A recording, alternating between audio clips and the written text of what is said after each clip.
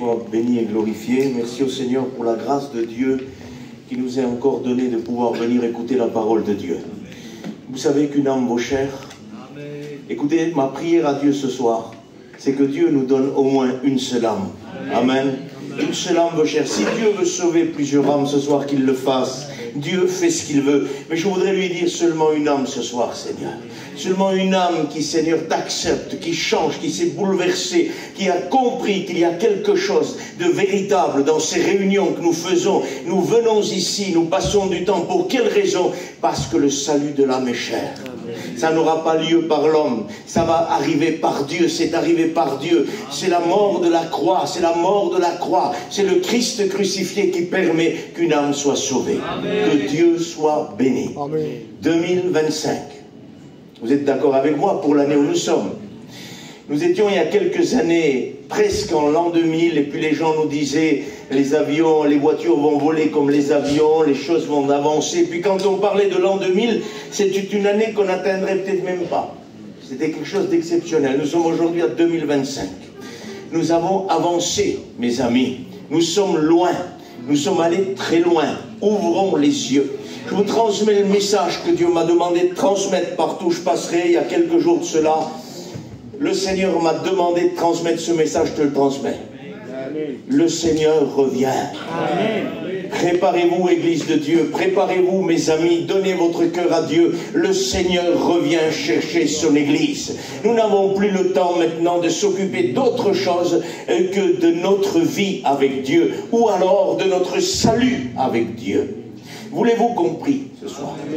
On va demander à Tatou qui puisse le faire pour nous tous ce soir, serviteur de l'Église, pasteur de l'Église, que Dieu le bénisse. Pour nous tous, prions avec lui ce soir. Que Dieu soit béni. Dans le livre de Luc 21 et chapitre 22, il est écrit quelque chose d'important. Ce chapitre-là, si vous voulez, c'est dans le cadre de la grande tribulation. Je ne voudrais pas vous embêter avec ça ce soir, mais je voudrais vous mettre devant l'évidence, le pourquoi il était vraiment urgent de se donner à Dieu, mes amis. C'est que le temps de difficulté, la grande tribulation, le temps de colère, le temps de vengeance est en train d'arriver. Et il faut que vous sortez de là. Il faut que vous rentrez avec Dieu. Il faut que vous rentrez au ciel parce que ça arrive. Je lis ce verset seulement avec vous. Luc 21, 22. Car ce seront des jours de vengeance pour l'accomplissement de tout ce qui est écrit et que Dieu en soit béni. Amen. Ça sera des jours de vengeance pour tout ce qui est écrit. Et ce soir, j'aimerais te dire quelque chose. Dieu est grâce, Dieu sauve, Dieu guérit, Dieu libère. Mais il viendra un temps où Dieu jugera le monde entier pour le péché du monde entier. Parce qu'il y aura un jugement à venir. Un jour, j'ai parlé de la grande tribulation et du jugement à venir. Et vous savez comment c'est aujourd'hui. À votre insu, on vous prend et puis on vous met sur YouTube, on ne vous demande rien. Et puis je me suis retrouvé sur YouTube et on a mis un commentaire dessus qu'on m'a montré. Le frère fait se trompe, il n'y a pas de jugement. Dieu ne juge pas, Dieu est amour. Écoutez, la Bible dit Dieu est amour, mais Dieu est aussi un feu dévorant. Et l'apôtre Paul va dire, considérez l'amour de Dieu. Ça veut dire que ça doit être considéré. L'amour de Dieu doit être considéré. L'amour de Dieu doit être embrassé par nous. L'amour de Dieu doit être recherché. Mais il dit aussi, mais considérez aussi la sévérité de Dieu. C'est-à-dire qu'on ne peut pas prêcher seulement un Dieu d'amour parce qu'il est l'amour. Dieu n'est pas, si vous voulez, un pourcentage d'amour. Dieu est amour. Amen. Amen. Dieu n'est pas 5%, 10%, 99,9% d'amour. Non, Dieu est 100% amour. La Bible ne dit pas que Dieu est à 90% amour. La Bible dit que Dieu est amour. Quand elle dit ça, ça veut dire qu'il n'est pas une substance, un pourcentage d'amour. Il est lui-même l'amour. Et on va en parler. Ce soir, je vais prêcher un grand message. Très, très grand message. Vous allez peut-être dire, mais c'est de la fierté, c'est de l'orgueil, ça, frère. Non. Je peux le dire haut et fort. Je vais prêcher la croix ce soir. Gino, c'est un grand message. Est-ce que tu comprends la pensée? Ça veut dire que ce soir, je suis sûr que ce que je vais prêcher est le plus grand message de la parole de Dieu. C'est le centre même de la parole de Dieu. Et ce soir, je vais prêcher la croix. Et principalement, Jean 3,16. Merveilleux. Quel bon message que Jean 3,16. Voulez-vous qu'on lise ce que nous avons écouté depuis plusieurs années, mais qui nous sauve encore, qui nous délivre encore et qui nous guérit encore? Vous voulez être sauvés ce soir, mes amis? Vous voulez être bouleversés par Dieu? Vous voulez être touchés par Dieu? Je vais vous prêcher un véritable évangile. Et ce véritable évangile s'appelle Jean 3,16. Je lis avec vous ce qu'on connaît déjà et ce qu'on a besoin de se rappeler souvent. Personne n'est monté au ciel. Jean 3,12. Personne n'est monté au ciel si ce n'est celui qui est descendu du ciel, le Fils de l'homme qui est dans le ciel. Et comme Moïse éleva le serpent dans le désert, il faut de même que le Fils de l'homme soit élevé, afin que quiconque croise en lui ait la vie éternelle. Écoutez bien, car Dieu a tant aimé le monde qu'il a donné son Fils unique, afin que quiconque croise en lui ne périsse point, mais qu'il ait la vie éternelle. Dieu, en effet, n'a pas envoyé son Fils dans le monde pour qu'il juge le monde, mais pour que le monde soit sauvé par lui. Celui qui croit en lui n'est point jugé, mais celui qui ne croit pas est déjà jugé parce qu'il n'a pas cru au nom du Fils unique de Dieu. Et ce jugement sait que la lumière étant venue dans le monde, les hommes ont préféré les ténèbres à la lumière parce que leurs œuvres étaient mauvaises. Amen. Écoutez, je ne sais pas vous, mais moi ça me bénit ce texte-là. En lisant Jean 3,16, il y a quelque chose qui se passe. Il y a quelque chose qui se réveille. Parce qu'on parle de l'amour de Dieu. On parle de ce que Dieu a fait pour moi. De ce que Dieu a fait pour toi. Parce que Dieu a tant aimé qu'il a donné. Ça veut dire que quand Dieu aime, il donne. Dieu ne reste pas insensible. Écoutez, si moi je dis, Tatou, je t'aime d'un amour de Dieu, je peux dire cela sans donner. Mais quand Dieu dit, il faut qu'il prouve. Et il l'a prouvé.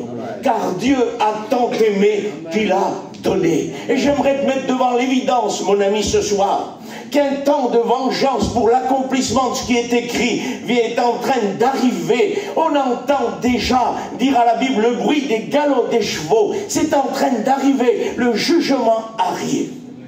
Amen. Mais l'amour de Dieu est déjà arrivé avant ça. L'amour de Dieu est déjà accompli. L'amour de Dieu est déjà donné à la croix. Et Dieu a donné sans compter. Il a donné, si vous voulez, la pièce maîtresse du ciel qu'il aimait le plus, son Fils unique. Il l'a donné. Le Père a donné son Fils. Jésus a donné sa vie. Savez-vous que Jésus n'est pas un mercenaire? Que Jésus n'a pas donné sa vie de force ou forcé par le Père? Non, parce que Dieu le Père est amour et Dieu le Fils est amour aussi. Ils ont le même amour. Moi et le Père, nous sommes un, unité. Nous sommes pareils dans l'amour. Excusez-moi, Jésus n'aime pas plus que le Père et le Père n'aime pas plus que Jésus. Ils aiment pareil. Ils sont amour. Ils sont amour. Et la substance même de Dieu, et c'est l'amour. Amen. Dieu n'est pas composé d'amour. J'insiste sur ça. Dieu est amour.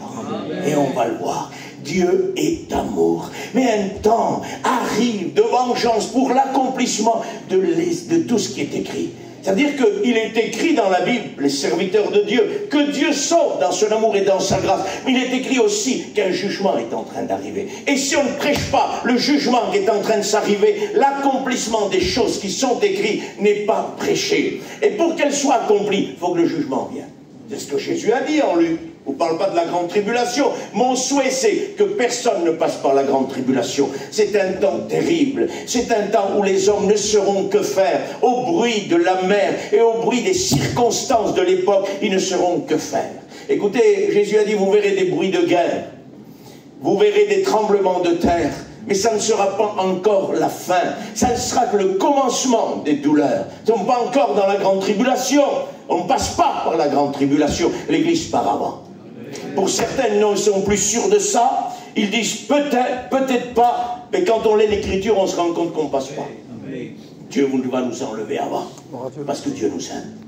Vous laissez vos enfants, vous, dans un temps périlleux. Vous voyez un tremblement de terre comme jamais il y a eu. Vous verrez des grêlons de 35 kilos à 50 kilos. Et vous laissez vos enfants dehors, vous? Non, vous les faites rentrer dedans pour les protéger. Mais Dieu aime ses enfants. Et il nous gardera, il nous amènera au ciel avant que cela arrive. des tremblements de terre comme jamais il y aura. La mer bougera, des tsunamis sous la mer comme jamais il y a eu. Il y a un tsunami, vous laissez votre enfant au bord de la plage, non, vous le faites rentrer bien loin de là parce que vous voulez le protéger. Mais Dieu va nous faire rentrer avant ça. Et mon ami, Dieu voudrait te faire rentrer à ça. Tu sais pourquoi on fait les réunions, mon ami? J'aimerais te le dire. Parce que ta vie est en danger. Et j'aimerais te parler sincèrement ce soir. Je ne vais pas arranger, améliorer l'évangile ce soir. Il y en a qui disent, oui, mais il ne faut pas froisser. L'évangile ne froisse pas. L'évangile est le plus grand défroisseur que je connais. L'évangile véritable défroisse. Ça enlève les froissements de cœur, ça enlève les pliures de cœur, ça enlève les cœurs meurtris, les cœurs qui ont mal, qui s'en sortent plus, qui ne dorment pas la nuit. C'est ça que fait le vrai évangile. Ça ne froisse pas, ça ne fait pas mal. La vérité ne fait pas mal. Non, la vérité, la vérité. Ça fait combien de temps que tu participes aux réunions, mon ami? Ça fait combien? 2 jours? La première réunion? 2 ans? 10 ans? 3 ans? Ça fait combien que tu participes aux réunions? Il faut que tu prennes une décision. Il faut que tu te mettes devant Dieu et que tu sois un homme, une femme pour prendre une décision. Vous savez ce qu'il y en a qui disent, Tatou? Il y en a qui disent l'évangile c'est pour les femmes. Et moi je ne crois pas. Il faut être un homme pour accepter l'évangile. Il faut être un homme de décision. Pour se lever après 40 ans de vie dans, excusez-moi l'expression, dans le péché, dans l'orgueil, dans le débordement, dans une vie déréglée. Il faut être un homme pour se lever et dire stop à tout ça. Je veux que le Seigneur me sorte. Il faut être un homme pour ça. Il y en a qui se droguent, il y en a qui ont des conditions sociales élevées et qui dirigent un peu beaucoup de personnes. Et puis ils disent, moi, je peux tout faire avec ça. Je suis un homme. Excuse-moi, j'aimerais te dire quelque chose. On a présenté un homme dans la Bible. Et cet homme-là, c'est Jésus. C'est un roi païen qui l'a présenté. Et Jésus était en train d'être là dans le prétoire. Et puis cet homme va dire, voici l'homme. Il l'a présenté. Cet homme-là, Jean-Paul, comment? Cet homme-là est en train de se laisser frapper. Est en train de lui mettre une couronne d'épines. On est en train de lui cracher à la bouche. On est en train de se moquer de lui.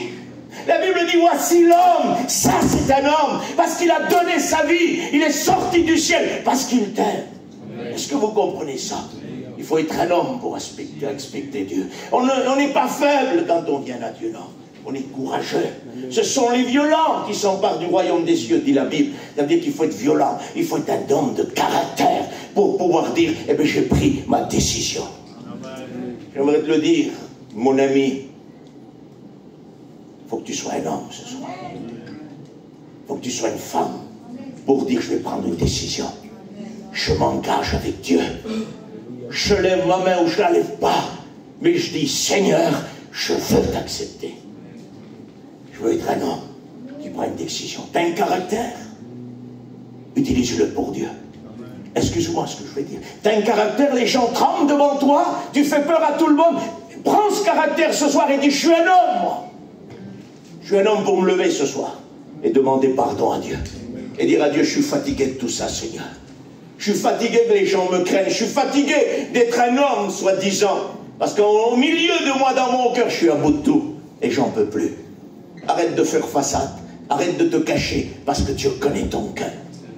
Tu souffres intérieurement. Et tout ce que les autres ne voient pas, Dieu sait ce que tu souffres dans ton cœur. Car Dieu a tant aimé qu'il a donné le plus grand des messages.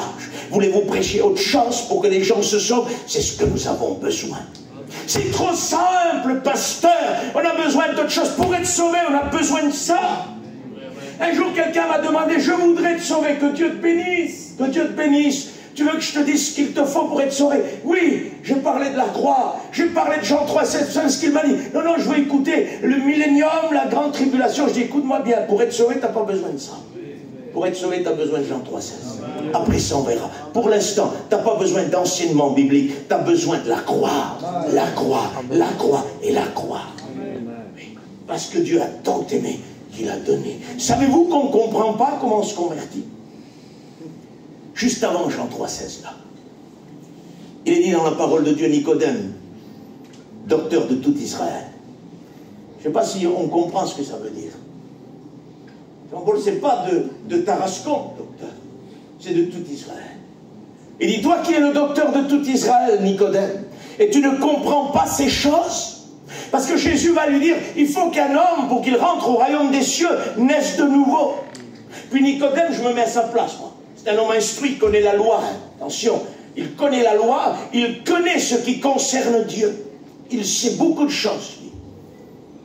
Et là, on lui demande de renaître de nouveau. Nicodème dit, mais comment, à mon âge, pourrais-je renaître? Il est en train, quelque part, de vouloir reprendre le maître, quelque part là. Vous savez, un docteur de la loi, un juif comme lui là, il reprenait les autres, c'est sa fonction, le rabbi est celui qu'on appelle maître, qui est capable de faire taire ceux qui se trompent. Et là, c'est ce qu'il voulait faire. Il dit, mais comment veux-tu que moi, qui suis à mon âge, renaisse de nouveau? C'est pas possible. Jésus va dire, de même que le vent souffle, tu ne sais pas d'où il vient et où il va. Tu sais qu'il y a du vent, mais tu ne sais pas d'où il démarre et d'où il s'arrête. C'est de même un homme qui naît de nouveau. Tu ne sais pas et tu ne peux pas expliquer comment il est né de nouveau. Mais le miracle est devant tes yeux. Il a changé. Elle a changé. Ce n'est plus la même. Ce n'est plus le même. Il a complètement changé. Amen. C'est le miracle, ça. Le livre de Jean dit à tous ceux qui ont cru à la lumière, un pouvoir leur a été donné de devenir enfants de Dieu. C'est-à-dire que c'est un pouvoir d'en haut qui a été donné. C'est un acte miraculeux. C'est à travers la mort et la résurrection de Jésus que nous sommes sauvés. L'église de Dieu, on n'est pas sauvé parce qu'on vient à l'église. On n'est pas sauvé parce qu'on prend le culte. On n'est pas sauvé parce qu'on prêche ou on chante. On est sauvé parce qu'il est mort, il a ressuscité. S'il n'est pas mort et s'il n'a pas ressuscité, ça ne sert à rien. Nous aurions encore été dans nos péchés. Mais merci à Dieu, car Dieu a tant aimé qu'il a donné. Est-ce que vous aimez ça? C'est formidable. Car il a tant aimé qu'il a donné. Ça veut dire que Dieu aime tellement, il aime tellement qu'il donne. Il faut que tu changes ce soir. Il faut que tu donnes ta vie à Dieu. Il faut que tu sois bouleversé par la croix. On ne pourra pas expliquer, ta femme, ton mari ne pourra pas expliquer comment tu as changé. Mais tu vas changer. Parfois, il y a des témoignages qu'on écoute. Un homme difficile dans le foyer. Une femme qui était chrétienne, une femme de Dieu, a prié pendant des années pour son mari. C'était difficile. Il revenait sous à la maison. Il mettait un scandale dans le foyer. Elle a prié pendant des années. Un jour, en ouvrant juste la porte du camping, elle a compris qu'il s'était passé quelque chose. Son mari a été touché de Dieu. Son mari était à un coin d'un chapiteau et Dieu lui a parlé. Elle s'est levée, elle a dit, qu'est-ce qui t'est arrivé? T'as pas ouvert la porte comme tous les soirs. Elle a dit, ma femme, Dieu m'a touché. Vous comprenez ça? Comment vous voulez expliquer ce miracle-là? Combien de fois cette femme a dû dire à son mari, change, change, change, arrête de vivre cette vie, arrête de boire, arrête de sortir, et donne-toi à Dieu. Combien de fois elle a dû le faire, la pauvre malheureuse? Dieu l'a fait. La parole change. Oui, la parole change. Le riche qui est parti en enfer. La parabole de Luc, Lazare et le riche. J'aimerais vous dire tout de suite, ce n'est pas sa richesse qui a fait aller le riche dans l'enfer. Parfois on écoute sa richesse l'amener en enfer. C'est pas vrai, c'est pas ce que dit la Bible. La Bible l'appelle riche parce que c'était sa condition sociale. Et quand on n'a pas, si vous voulez, le salut en Dieu, on n'a pas de nom dans le ciel. Lazare a un nom. Il n'est pas appelé le pauvre parce qu'il était pauvre.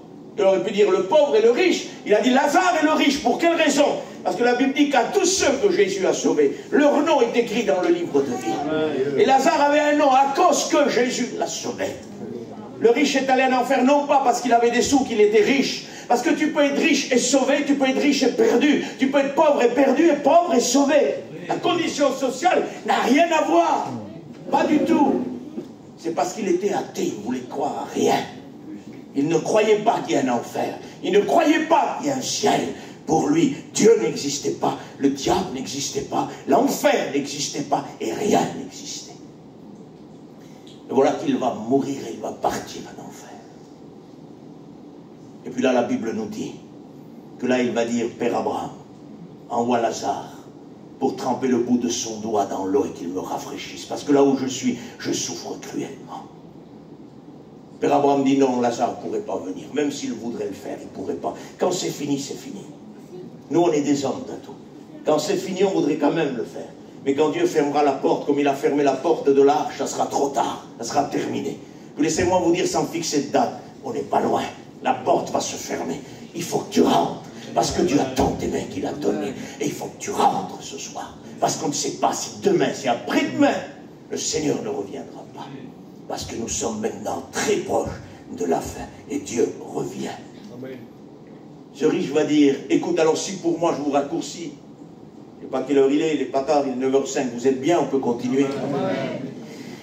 Le riche va dire, alors si pour moi c'est trop tard, j'ai 5 frères à la maison, envoie quelqu'un qui le ressuscite du milieu des morts, afin qu'il ne vienne pas dans ce lieu où je suis. Ça y est, il croit l'enfer. N'en croyez pas un mot. Ça y est, il est sûr, parce que là, il est en train de voir ce que ça produit, ça. Envoie quelqu'un qui ressuscite chez mes 5 frères. Abraham dit, ils ont les prophètes et Moïse, qu'ils les écoutent. Ça veut dire, ils ont les ministères, les hommes de Dieu, et les prophètes nous représentent les écrits de Dieu.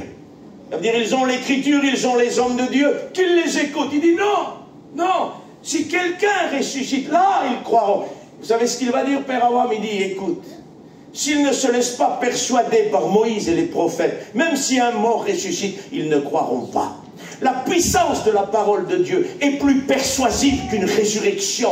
La Bible a un plus d'impact de persuasion qu'un miracle. C'est pas vrai, les frères?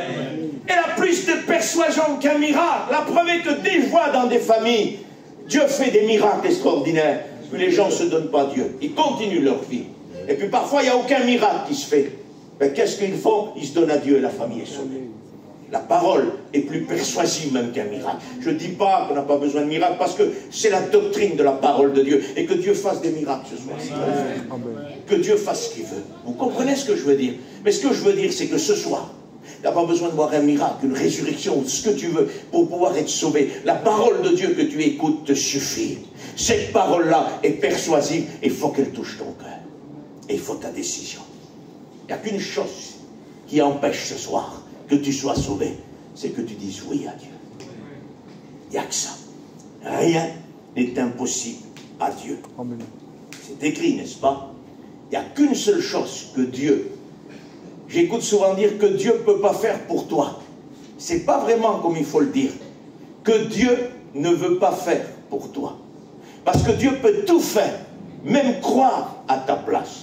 Mais ce n'est pas comme ça que ça a été prévu. Il a donné son fils à la croix. Son fils est mort, 3 fois saint, pour nous, pauvres pécheurs misérables. Nous étions à l'époque ennemis de Dieu. Et alors, Dieu donne son fils pour nous réconcilier. Il le donne pour des ennemis. Je ne sais pas si vous comprenez l'amour de Dieu. C'est pour des ennemis. J'étais l'ennemi de Dieu. Et Dieu a donné son fils pour moi. Il ne l'a pas donné pour toi seulement. Il l'a donné pour le monde entier. Oui, mais quand Jésus est sorti du ciel, la sortie, l'effectif de la sortie du ciel, c'est pour une seule personne. C'est pour moi. Comment ça? Je vais t'expliquer comment. La Bible dit que le Seigneur est capable de laisser 99 brebis qui n'ont pas besoin de repentance pour aller chercher celle qui est en train de se perdre. C'est-à-dire que quand il est sorti du ciel, ce n'est pas pour 99 brebis, c'est pour une seule brebis qu'il est sorti. Pour moi tout seul. Pour toi tout seul, il est sorti. Et bien sûr que derrière tout ça, le monde entier est sauvé.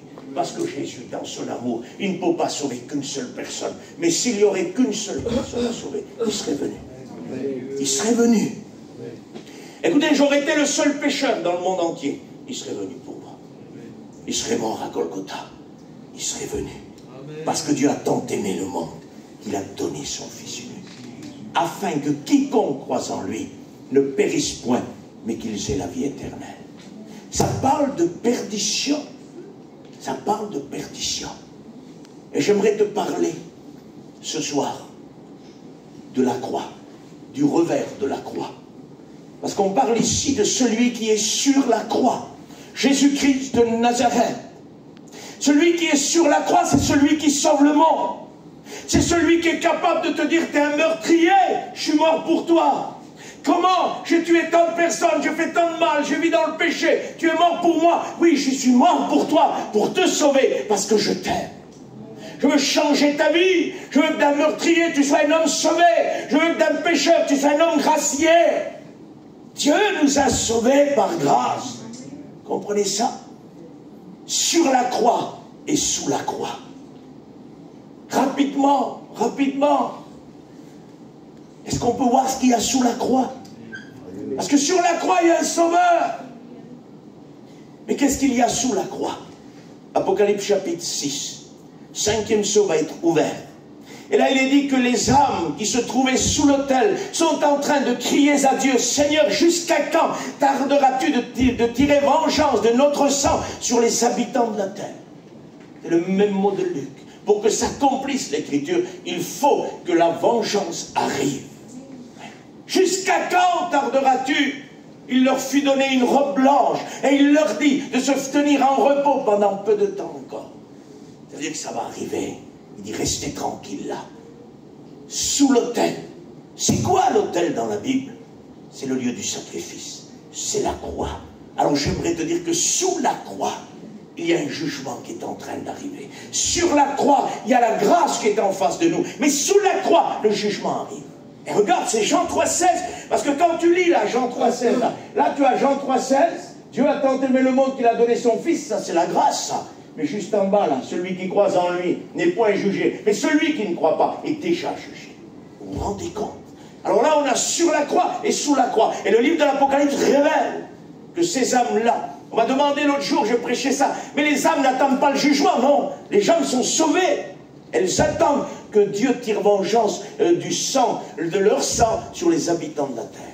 Pardonnez-moi, mes amis. Donnez-vous vous-même à Dieu. Amen. Parce qu'un jugement arrive sur les habitants de la terre, surtout les impies qui auront refusé la croix. Un jugement arrive. Je suis obligé de vous dire la vérité ce soir, parce que si je ne vous dis pas la vérité, votre sang sera redemandé comme à chaque prédicateur qui n'annonce pas les deux revers de la croix. Amen. Dieu donne la paix, Dieu guérit, bien sûr que Dieu le fait.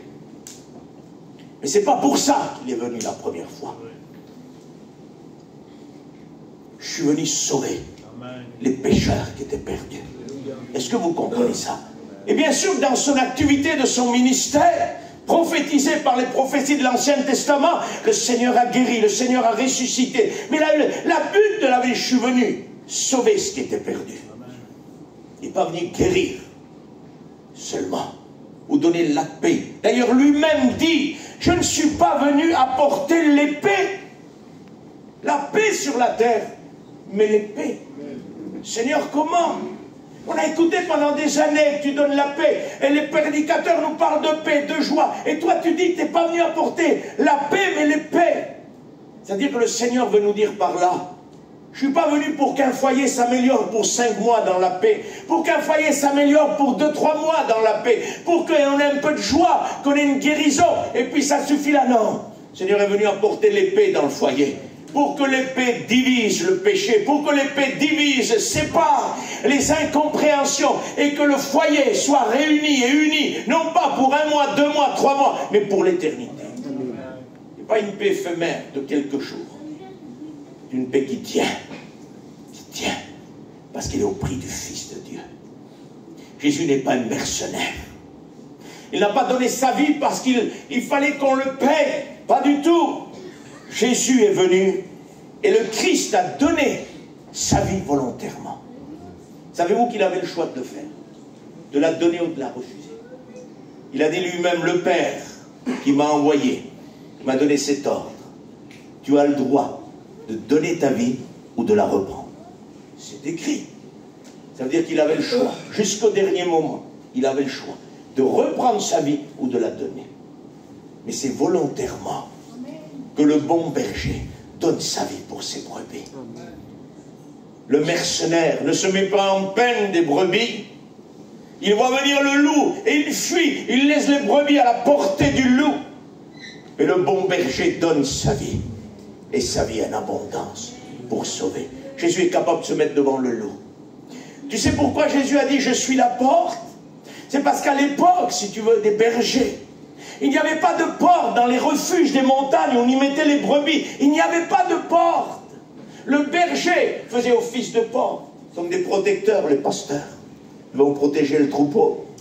Il n'y avait pas de porte à l'entrée. Et puis toute la nuit, le pasteur restait devant la porte, là. En cas que le loup venait dévorer les brebis, il était là, lui. Et Jésus a dit, je suis la porte. On voulait dire, c'est moi qui va vous protéger.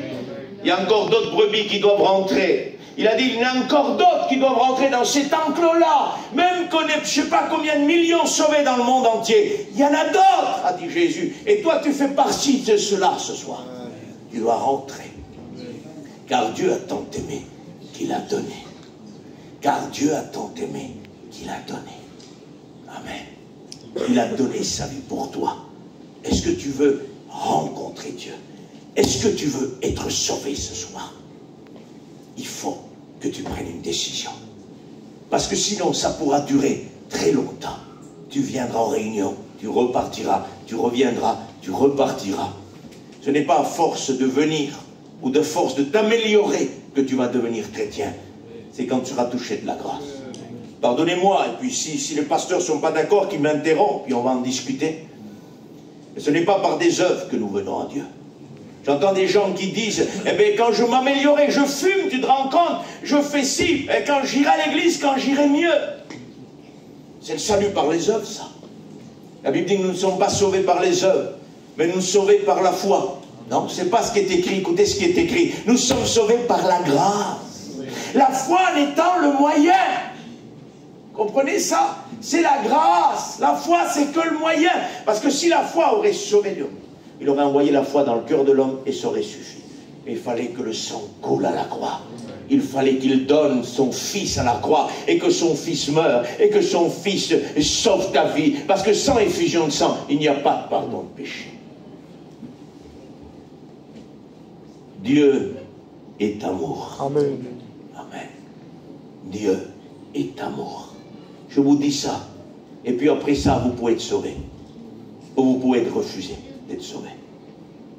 Parce que, écoutez, vous avez compris ce qu'est la croix, n'est-ce pas? Alors une fois qu'on a compris ce qu'est la croix, ce n'est pas un long discours qu'il faut derrière. Il faut un impact avec le cœur. Il faut que tu prennes une décision et de dire, j'ai besoin de toi, Seigneur. J'ai besoin de toi. Tu crains peut-être sur ta chaise et tu te dis, oui, mais si j'accepte Dieu ce soir, comment je vais faire avec ça? Comment je vais faire chez moi? Comment je vais faire chez moi? N'aie pas peur. Dieu va tout faire. Amen. J'ai vu une fille qui combattait dans une réunion d'évangélisation. Dieu l'appelait, Dieu l'appelait, Dieu l'appelait. Il y a un combat pas possible. Dieu n'intervenait pas à la réunion parce qu'il y avait encore une âme qui devait se donner à Dieu. Et cette fille-là ne levait pas sa main, ne levait pas sa main. Une prophétie s'est levée. Et lui a dit, tu lèves pas ta main parce que tu as peur de ce qui va se passer chez toi. Tu as peur de ton père, ce qu'il va dire. Tu as peur de ta mère, ce qu'elle va dire. Et puis à partir de cette prophétie-là, en pleurant, brisée, elle a levé sa main.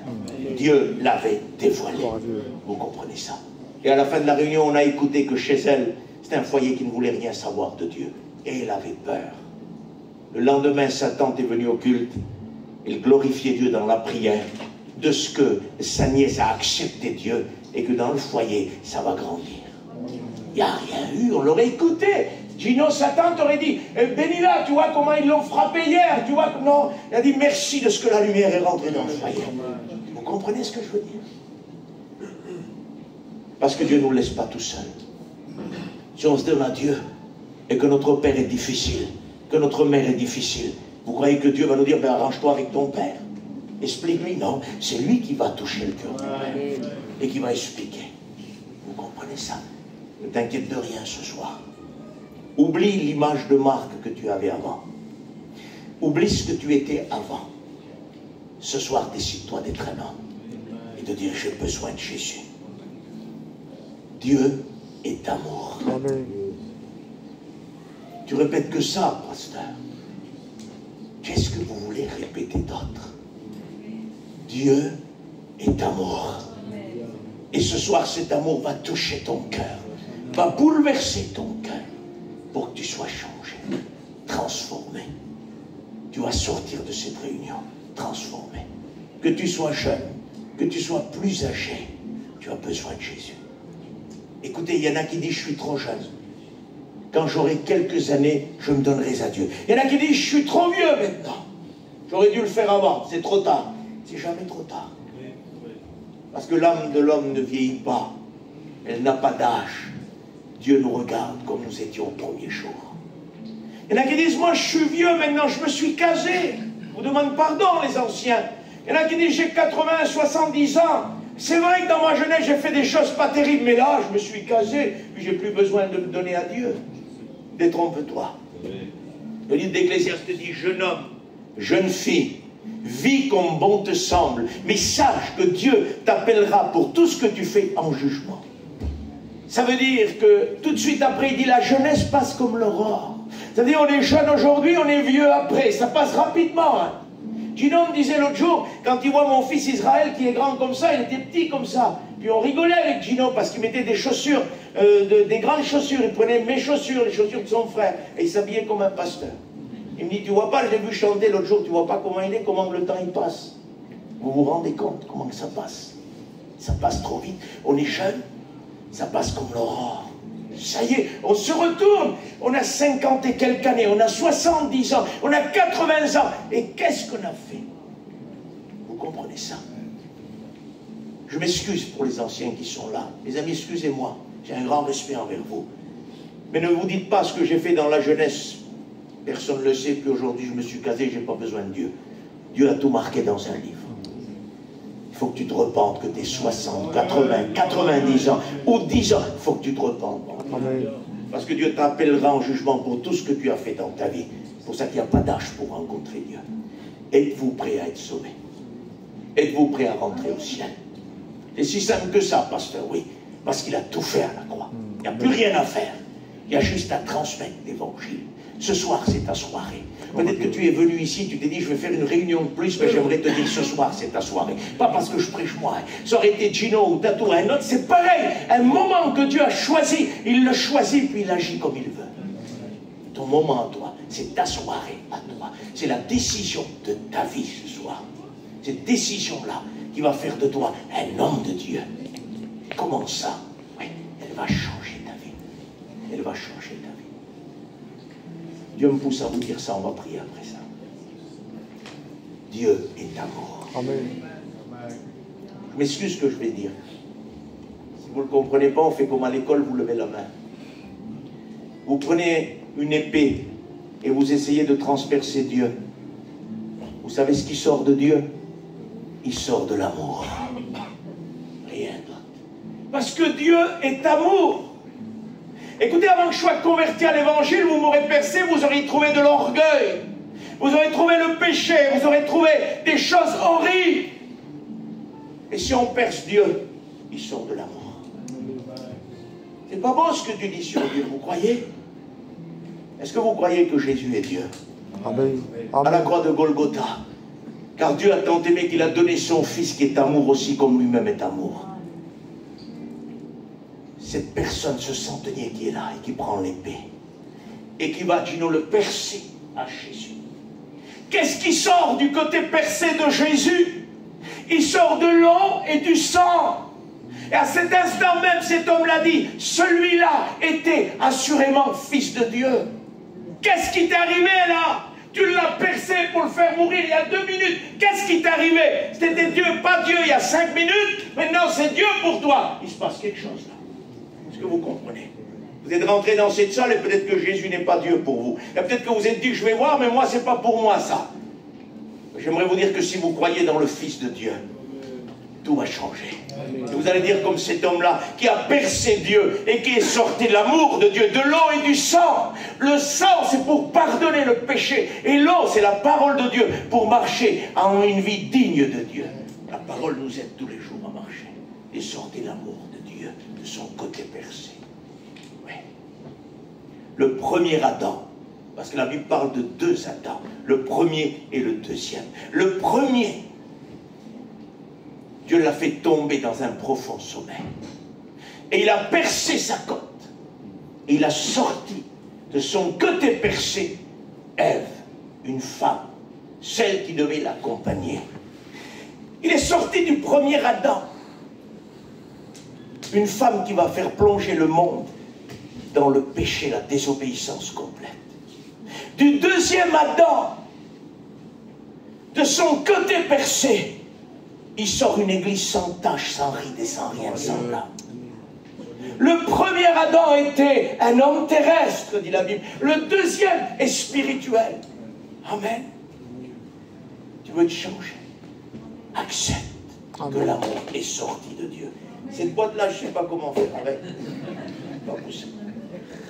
Il est sorti du côté percé de Dieu, l'amour de Dieu. Est-ce que tu veux être sauvé ce soir? Est-ce que tu veux donner ton cœur à Dieu? Je n'ai pas tout compris, pasteur, tant mieux. La croix n'est pas une histoire de compréhension, mais une histoire de foi. On ne comprend pas quand on se donne à Dieu. J'étais dans ma caravane. Et puis là, j'écoutais un cantique et derrière le prédicateur prêchait. Vous savez ce qu'il a dit? Demande pardon à Dieu pour tes péchés. Ma fille avait été guérie à peu près il y a 15-20 jours avant. Elle a été guérie, elle devait mourir. Elle a été guérie, le Seigneur a fait un miracle. J'étais un converti, je ne connaissais rien. Et puis là, on m'a donné des CD, puis le frère prêchait, puis il disait maintenant, demande pardon à Dieu. Vous savez ce que j'ai dit dans ma caravane? Je m'en souviendrai toute ma vie. J'ai dit, Seigneur, je ne sais même pas pourquoi je te demande pardon et comment te demander pardon. Mais je veux moi aussi changer. Je veux moi aussi naître de nouveau. Je veux moi aussi sentir ce que ces chrétiens sentent pour savoir si c'est vrai ou pas. Je te demande pardon, Seigneur. Purifie-moi par ton sang. À l'instant même, il est rentré une paix dans mon cœur. J'ai été transformé. J'ai été bouleversé. Et la paix de Dieu est là, et elle est là, et là, et là. Depuis, elle ne bouge pas. Elle grandit de jour en jour. Est-ce que vous comprenez ça? Tu n'as pas tout compris ce soir, tant mieux. Parce que si tu arrives à comprendre la croix, c'est que c'est des œuvres. La croix, on n'y comprend pas. On l'accepte parce qu'on est touché. Nicodème n'a pas compris, alors c'est pas nous, des gens du voyage, qu'on va comprendre. Vous comprenez ce que je veux dire? Le grand docteur. C'est pour ça que la Bible met ça, ce récit-là, juste avant la croix.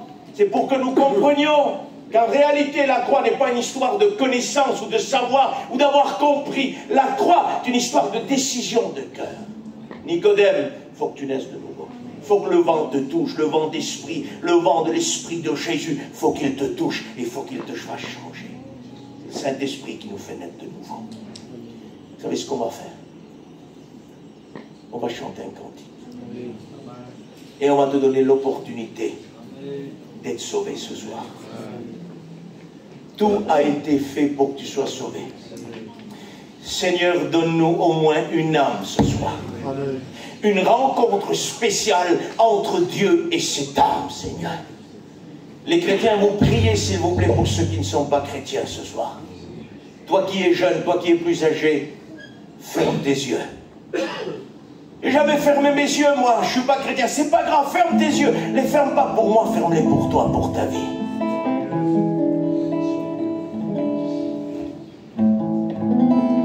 J'ai trouvé